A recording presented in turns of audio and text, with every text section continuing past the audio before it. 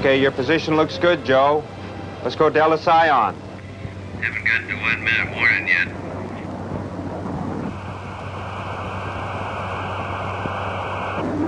One minute. Delta Sci. Push to test. Rock side showing. Prime. Igniter ready light. Pre-cool on. Igniter idle. 20 seconds to launch. Everything checks here. Your position is good, Joe. Pump idle. Good pump. Good igniter. Ready to launch now. Good light. Okay.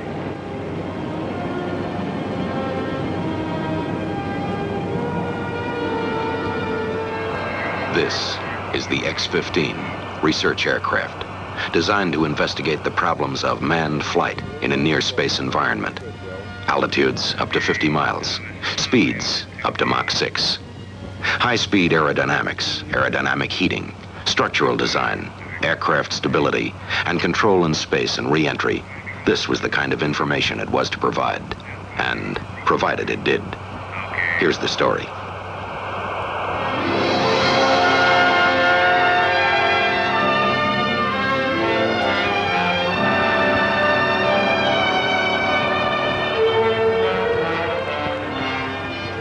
Before the X-15, the question had been, what is to be man's role in space travel? Can he pilot an aircraft out of the Earth's atmosphere, fly it in space, then re-enter the atmosphere and bring it back to a safe landing on Earth? There were many unknowns to be discovered, many problems to be overcome before the answer would be known. That today's test flight is almost routine is a tribute to the comprehensive program that has moved step by step to prove that man can pilot an aircraft into space and return. Give us a 20,000-foot check, Joe. Coming up on 20,000 now. Okay, I know you've done it, but check your flaps and circuit breakers. Roger. Done. Ready to go pressurize? Pressurize. You're in good shape. Flaps. And flaps are coming down. Gear.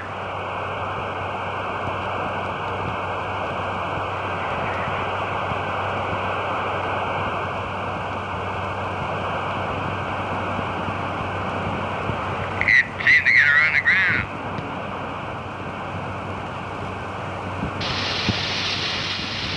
Real nice.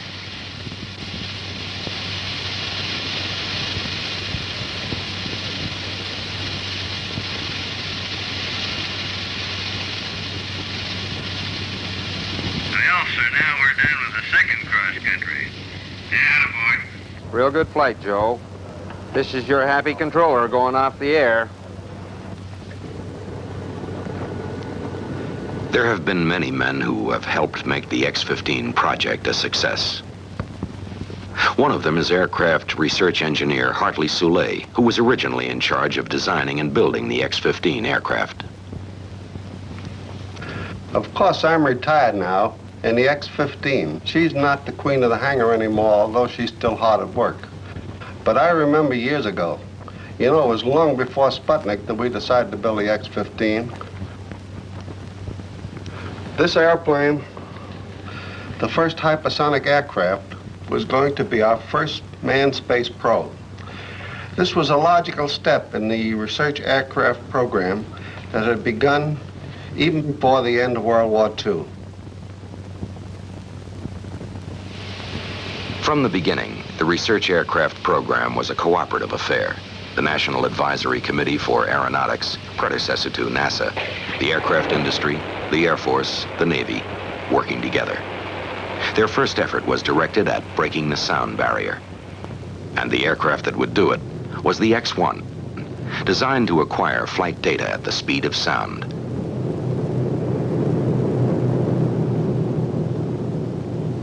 On October 14th, 1947, with Air Force Captain Charles E. Yeager at the controls, the X-1 made the world's first supersonic flight. Other research aircraft soon followed the X-1. The Douglas D-558 Phase 1, to investigate flight with a straight wing at high subsonic speeds. The Northrop X-4, designed to fly without a tail. The Douglas D-558 Phase 2, to study flight characteristics of swept-wing aircraft at transonic and supersonic speeds. The Bell X-5, designed with variable sweep. And the Douglas X-3, to investigate thin, straight wings at speeds beyond Mach 1. The Bell X-1A, with its increased performance, first of a series of follow-on aircraft to the original X-1. The X-2, another Bell airplane designed to explore aircraft behavior at altitudes above 100,000 feet and Mach 3 speeds. The X-1E and X-1B, both later follow-ons to the X-1. Step by step, these different aircraft helped nibble away at the unknown, until by 1956, the frontiers of manned flight had been advanced from speeds of 500 miles an hour to Mach 3, and from altitudes of only 40,000 to more than 100,000 feet. Speed, altitude, sure we kept going higher and faster than we'd ever been before. Only because that's where new information, where the unknown has always been found in flight, above and beyond the limits you've already reached. As early as 1952, the X-15 aircraft was being conceived by the people at NACA. At the Langley Center in Virginia, they began investigating the unknowns associated with flight to the thinnest edges of the Earth's atmosphere.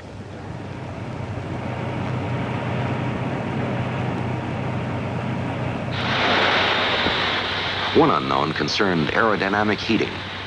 The X-15 would be the first aircraft to push from supersonic to hypersonic speeds, where the flow of air would heat the leading edges of the plane to 1,300 degrees Fahrenheit. Experiment after experiment was run to see if this extreme temperature would weaken or melt basic materials. The data resulting from tests run well beyond temperatures expected for the X-15 proved that there were materials that would withstand this kind of heat. Another problem, after rocket engines shut down, the X-15 would be thrust into a ballistic arc in air so thin that normal aerodynamic control would be impossible. How then could the pilot control the aircraft? The answer? Reaction controls that would allow him to correct roll movement and position the aircraft properly for re-entry through the atmosphere. But the designers knew the problems of control would never be fully solved until an X-15 aircraft was actually built. We knew the X-15 would look something like this. We knew that it would be a manned aircraft that would fly more than 4,000 miles an hour and as high as 250,000 feet. We knew that like the X-1, the X-15 would be air-launched and propelled in its flight by a rocket motor, the most powerful engine ever installed in an airplane. Of course, we didn't know what kind of a rocket motor that would prove to be. There'd never been anything like it. Designed for a manned system, the 50,000 pounds of thrust in its single chamber had to be controllable at the pilot's discretion. He had to be able to throttle this engine in flight. This is Harry Cook, program manager for the X-15 rocket engine. The LR-99 rocket engine was designed and built for the X-15 by the Reaction Motors Division of the Thiokol Chemical Corporation.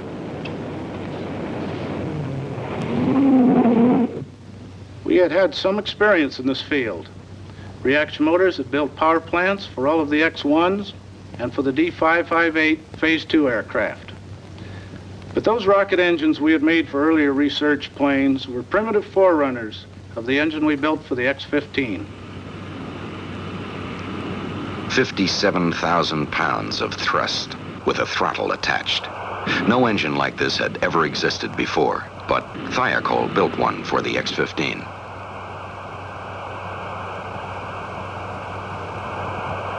Now, What kind of airframe could be designed to carry such an engine? The X-15 was designed and built to take the stresses encountered at hypersonic speeds, to go to extreme high altitude and to beat the heat, survive the extreme high temperatures that build up on the wing, fuselage, and tail during the re-entry to the Earth's atmosphere.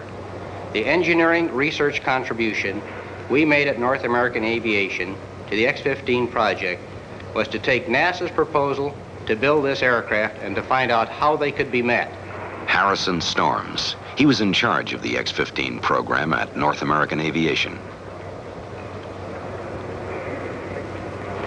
For example, they proposed to use a new nickel alloy metal for the protective sheath or skin on all three of the airframes of the X-15.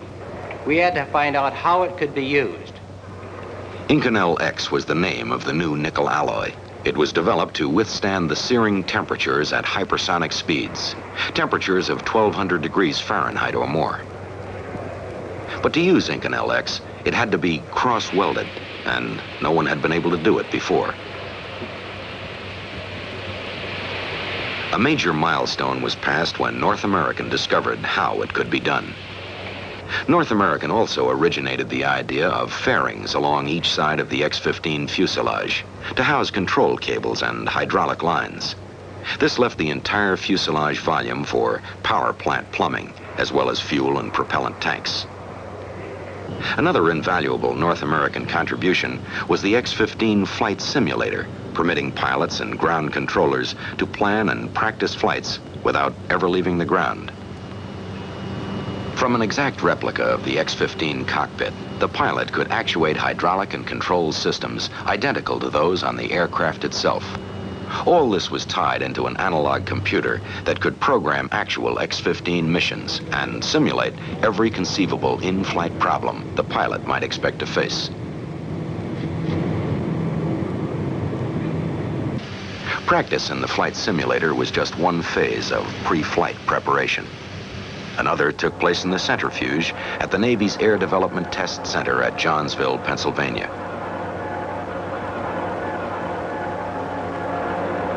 There, pilots learned how to take the heavy G forces they would meet when they flew the X-15 up into space and back down again. Hours of training here, added to hours in the simulator, extended the pre-flight pilot training period into weeks and even months. Then came the dramatic moment. The X-15 and its B-52 launch aircraft were ready. North American test pilot Scott Crossfield was ready.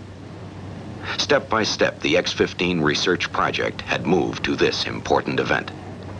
Now, the first of 3 X-15s was about to begin a series of test flights. The schedule called for an orderly progression of tests. In the first flights, the X-15 would remain attached to the B-52. Then a glide flight would be tried. Only then would powered flight be attempted.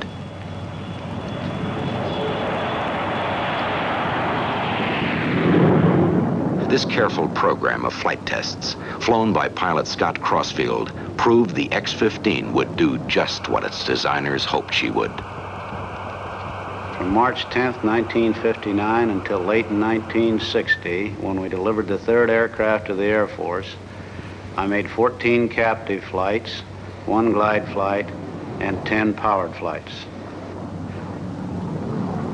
It was all pretty much routine. We, North American that is, went up there to check out the aircraft, to check out the systems, to see how she handled and whether or not she'd meet the specs before we turned her over to the Air Force. But you'll have to go up to NASA's Flight Research Center at Edwards to find out how the actual test programs worked. Edwards Air Force Base in the Mojave Desert in California. This is where the X-15 story comes together. For here is where test flights of all high-speed research aircraft since the X-1 have taken place. Like all the programs conducted here, the X-15 Flight Research Project had a simple basis. A series of progressive steps to higher speeds and to higher altitudes. But each step, each flight itself, had a more immediate purpose than simply to gain more speed or altitude. And each flight was carefully planned to make the most effective use of this aircraft as a research vehicle or tool. Paul Bickle, director of NASA's Flight Research Center. Each flight provided new information or confirmed wind tunnel or theoretical data on the characteristics of an airplane performing in a very advanced flight regime. Each flight grew out of one that had already taken place and led to another still to come. But of course, the X-15 flight program really began in a simulator months before the first airplane was delivered to us. Joe Walker, Chief NASA Edwards research pilot, physicist, and pilot of a long list of research aircraft. Practice or planning in a simulator is the beginning of every flight that's ever been made in the X-15. All pilots assigned to the project first become familiar with the handling characteristics and timing of the X-15 on any given mission in the flight simulator. It's been good insurance for all of us. One of the X-15 pilots who has spent many hours in the flight simulator is NASA's Milton Thompson. Here, Thompson flies a practice mission under normal procedure, with pilot engineer John McKay working as his flight planner. In a nearby room where the analog computer is housed, the activity in the cockpit can be monitored on closed-circuit TV. The pilot's control movements and the airplane's simulated response are checked on a plotter by the flight planner, who will monitor the actual flight from the NASA Edwards Control Center on the ground. The pilot's inputs may also be monitored and recorded by other instruments.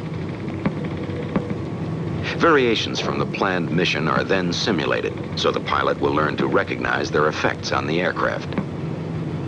For example, he may get a problem involving changes in stability.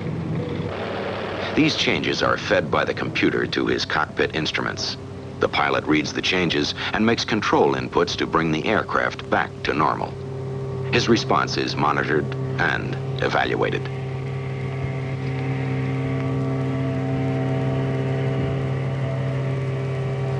The pilot also goes through what is called trouble school, where failure of one or more of the X-15's major systems is simulated. Again, his reaction is monitored. Each pilot gets further practice by making a number of flights in a modified F-104 aircraft.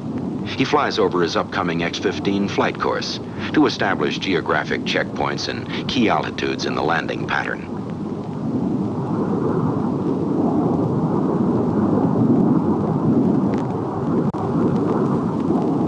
All flights are made over the High Range, a network of ground tracking stations stretching from Wendover, Utah, 485 miles south to Edwards in California. The range consists of a master station at Edwards and radar stations at Ely, Nevada, and at Beatty. The flight corridor is 50 miles wide, and it contains a number of dry lake beds where emergency landings can be made. Two kinds of powered flights are made over the High Range. One, a ballistic type, high-altitude run up to and even above 250,000 feet. And two, a high-speed run made at a lower altitude, usually 60 to 70,000 feet. During his practice flights in the F-104, the pilot must also familiarize himself with the timing and positioning for an X-15 landing at both primary and alternate landing sites. And he makes practice landings, using predetermined settings that can simulate the low lift-drag ratio of the X-15. Nothing is left to chance, in the air or on the ground. These precautions paid off during the following flight, when the pilot realized he could only get 30% power, and that consequently he would have to make an emergency landing at Mud Lake. Ready to launch. 5, 4, 3, 2, 1. That's a good light, that's a good light. Hello, on thrust, give us the chamber reading. Got 12 degrees. Okay. Chamber pressure. Tank pressure's a 50. Push your throttle up and give us chamber pressure. We don't have chamber pressure, about 200. Roger, you got full throttle? Up there. You're running at 30%. 30%? How we doing, Bobby? Roger, you're going by Mud Lake. It looks like a landing at Mud Lake. Roger. Looks from the smoke down there like there's a very tiny bit of wind from perhaps south and a little bit east. There's no...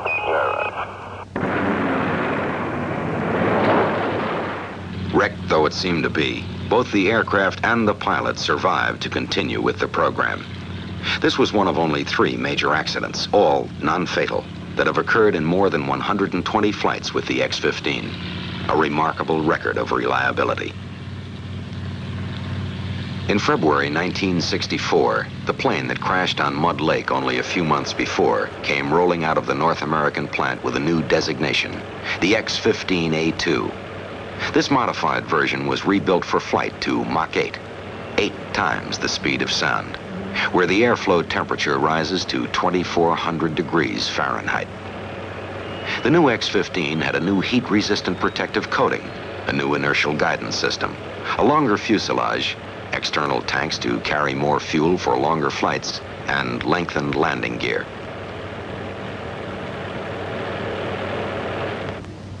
All the while this new X-15 was being built, tests were continuing with the other 2 aircraft, and they continue today. For every flight, the procedure is essentially the same. Every phase carefully planned, every second of actual flight time mapped out in advance. That way, every man involved knows exactly what his job will be from the beginning to the end of the flight.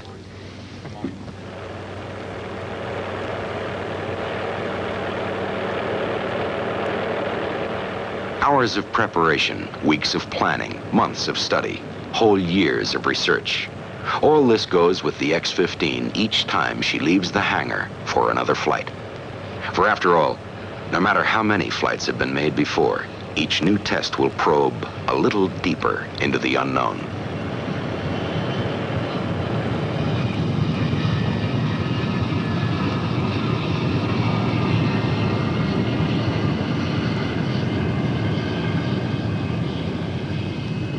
She is a research tool, this sleek black aircraft, carrying a host of instruments, gauges, and recorders to explore the unknown. And every second of her time in flight must be carefully charted. That's why at the Ely High Range Station, at Beatty, at Edwards, sensitive antenna watch and listen to each flight. That's why the pilot's heartbeat never really leaves the ground. And that's why in each control room on the ground, the plotting board is carefully watched for any unplanned deviation, for any unlooked-for change in the pilot's reactions or in the behavior of the aircraft. Position and velocity computers, telemetry receivers and monitors, data receiving and recording equipment, communications receivers and transmitters, they all go into action at the beginning of every flight. In NASA 1, the project men stand by, alert for any possible trouble in the flight, while flight surgeons prepare to watch the pilot's physiological response, his pulse, his body temperature, heart action, respiration rate. All of this will be telemetered to the ground. Then, as always, when time for takeoff draws near, attention focuses on the man chosen to fly the mission. Because of this, the X-15 pilot becomes, in effect, the symbol for the entire research team. The one man who represents all the others who have worked so long and so hard to make the project a success. And it is a proud record of accomplishment they've achieved. They have designed and built an aircraft that could be piloted into space and flown back safely to a controlled landing on Earth. They have accumulated important data on aerodynamic heating at hypersonic speeds. They've learned about stability and control of aircraft during flight in near space and re-entry to the Earth's atmosphere. And perhaps most important of all, they have dramatized the potential of piloted high-performance aircraft in a space environment at a time when much of the world's gaze was turned toward orbital flight.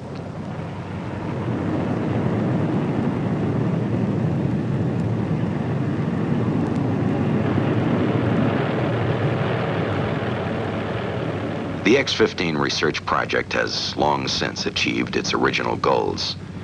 The aircraft has been flown successfully more than 120 times, And although setting new records wasn't its purpose, it has set a few along the way. Altitude, 67 miles. Speed, Mach 6, 4,104 miles an hour. The highest and fastest a winged aircraft has ever flown.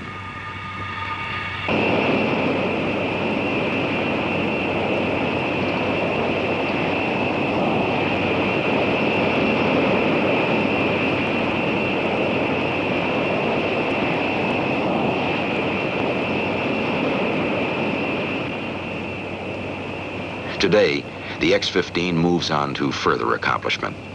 But now the Thoroughbred has become a workhorse, carrying a heavy payload of instruments, undertaking studies of the near-space environment possible before only with unmanned satellite and rocket-borne probes.